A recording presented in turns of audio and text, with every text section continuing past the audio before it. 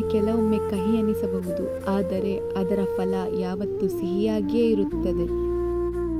ನಂಬಿಕೆ ಎನ್ನುವ ಚಿಕ್ಕ ಆಸರೆ ಸಿಕ್ಕಿದರೆ ಸಾಕು, ಜೀವನದಲ್ಲಿ ಏನನ್ನಾದರೂ ಸಾಧಿಸಬಹುದು. ಯಾವುದೇ ಒಳ್ಳೆಯ ಕಾರ್ಯವಾಗಲಿ, ಪ್ರಯತ್ನವೆಂಬುದು ಅಧಿಕವಾದರೆ ಹಣೆಬರಹವು ಕೂಡ ಶಿರಬಾಗುತ್ತದೆ. ಬರುವುದೆಲ್ಲವೂ ಒಳ್ಳೆಯದಕ್ಕೆ ಎಂದು ಸ್ವೀಕರಿಸು, ಫಲ ಸಿಕ್ಕೇ ಸಿಗುತ್ತದೆ. ಇಲ್ಲಿ ಅವಶ್ಯಕತೆ ಎನ್ನುವುದು ಎಲ್ಲರಿಗೂ ಎದುರಾಗುತ್ತದೆ. ಬದಲಾಗಬೇಕಿರುವುದು ಸಮಯ ಮಾತ್ರ. ಹಣ ಮಾತನಾಡುವಂತೆ ಮಾಡುತ್ತದೆ, ಆದರೆ ಬದಲಾದ ಪರಿಸ್ಥಿತಿ ಎಲ್ಲವನ್ನೂ ಕೆಡಿಸಿಕೊಳ್ಳುವಂತೆ ಮಾಡುತ್ತದೆ.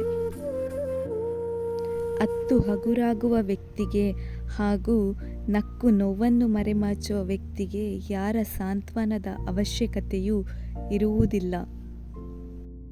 ಜೀವನದಲ್ಲಿ ಖುಷಿಯಾಗಿರಲು ಕಾರಣ ಬೇಕಿಲ್ಲ, ಹಾಗೆಯೇ ಕಾರಣ ಹುಡುಕುವವರು ಖುಷಿಯಾಗಿರಲು ಸಾಧ್ಯವಿಲ್ಲ.